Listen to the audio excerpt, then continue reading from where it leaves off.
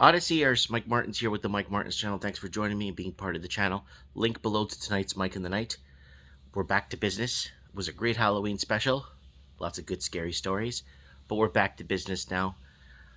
Wednesday night, hump day show. Wednesday night, Mike in the Night. Not safe for YouTube.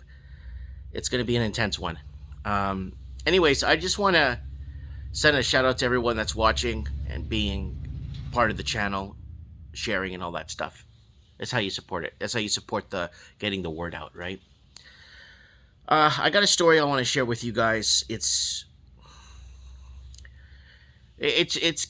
kept me up last night. It's a doozy of a story, and really sorry about what's been happening. And I wish there was more that we could do as a group, or we could do more with our voices, or more we could do. But we are doing, because I've been kicked off of YouTube 3 times now, so we are doing something that's making a difference. So what am I talking about? Well, here it is. I had a really good friend, longtime watcher of the show, come up from the coast. And he was standing right there. Right there. There's that John F. Kennedy poster. He was standing like right to the side. And he came in, and I was so happy to see him.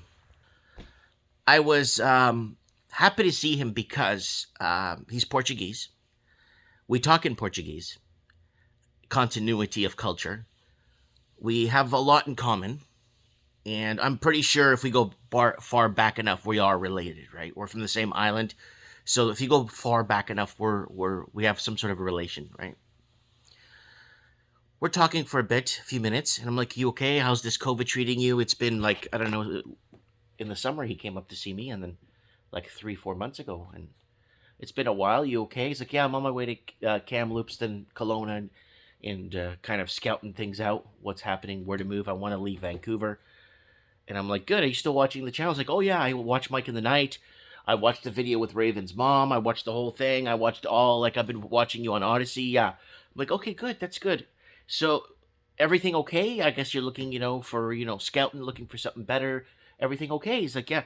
Then he gets quiet, and he says, "I want to tell you something, but every time I talk about this, I start to cry." And I'm like, "What is it?" But the problem is, I was on the back of this counter. See, here. I was behind my counter, standing behind my counter here, and he was over here talking, so I was over here on this side. So I'm like, "Go ahead, what is it?" I would have put my hand on his shoulder or something.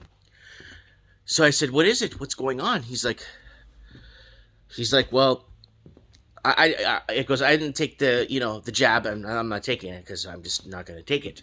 I'm like, "Okay." But my sister did. I'm like, "Oh no."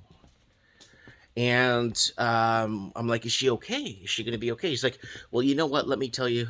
She took the first jab. She had pain, and then a couple of days it was gone. On her arm, shoulder, it was gone." I'm like, "Okay." And then she took the second one, and she basically now she can't move. And then he started to cry, and then I started to hold back.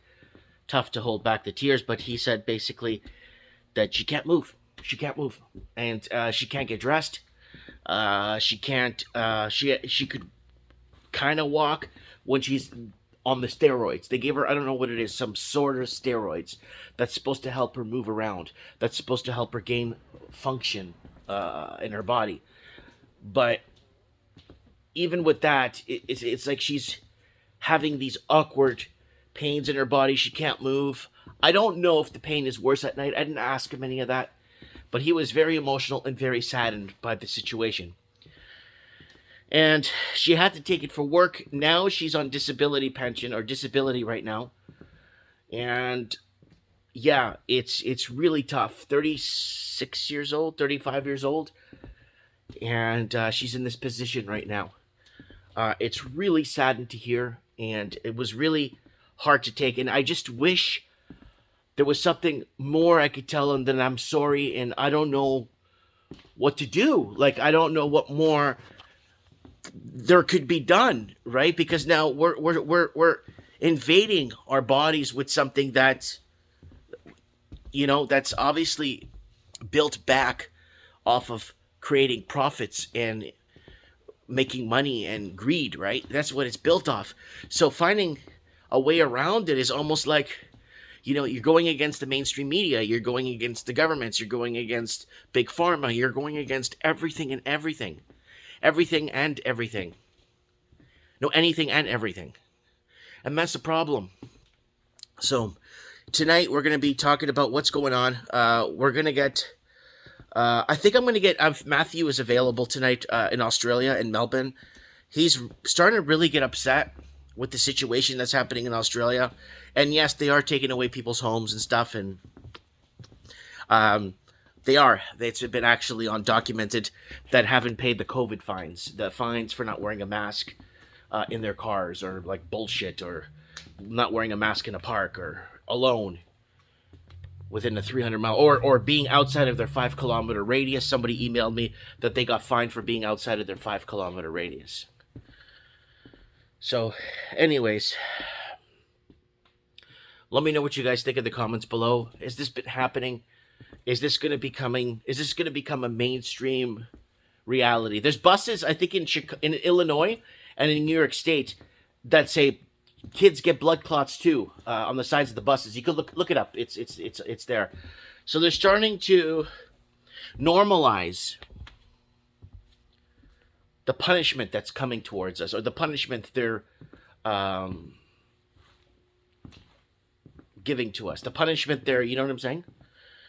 But that's why, see, family needs to stick together. That's why family needs to be together, not divided. This way,